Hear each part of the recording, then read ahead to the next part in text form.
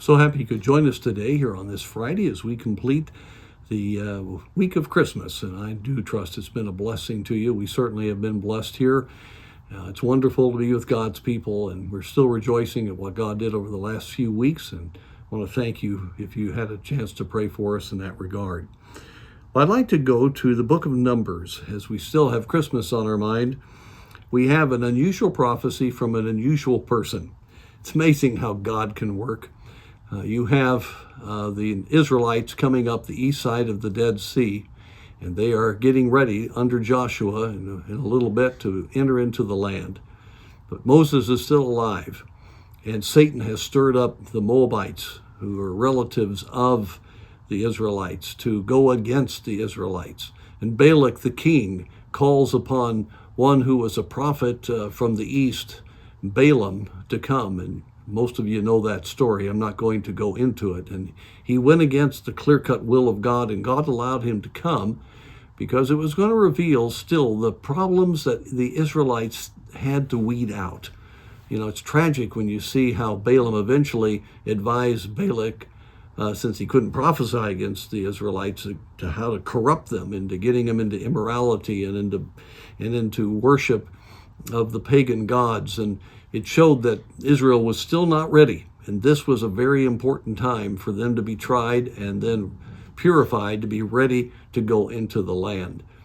But in the final prophecy, as Balaam has to yield to the Lord as he gives the prophecy, we have a Christmas prophecy and coming of the Messiah. Verse 17 of chapter 24.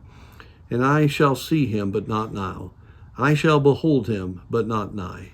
There shall come a star out of Jacob, and a scepter shall rise out of Israel, and shall smite the corners of Moab, and destroy all the children of Sheth.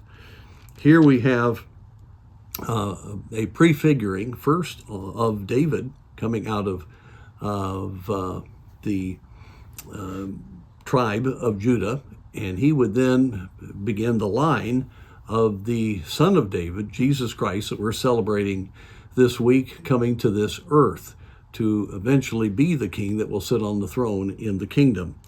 And it's amazing to me, in the midst of all of this satanic pressure, all of this evil intent, all of the failure on the part of Israel, this disobedient prophet wanting to utilize God's gift for gain, and that's just such a wicked thing. In the midst of all of that, you have a beautiful prophecy about the fact the Messiah is coming, that God was going to bring deliverance.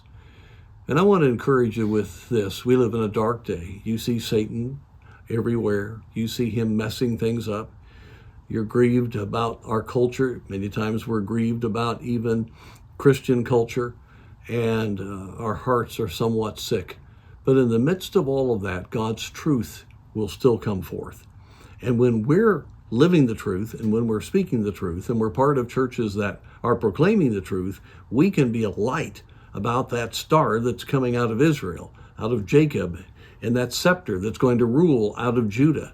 And we can be very much a proclaimer of light and an example of light in the midst of a dark world. If God could speak then, he can speak now. He has given us his word. We have everything that we need.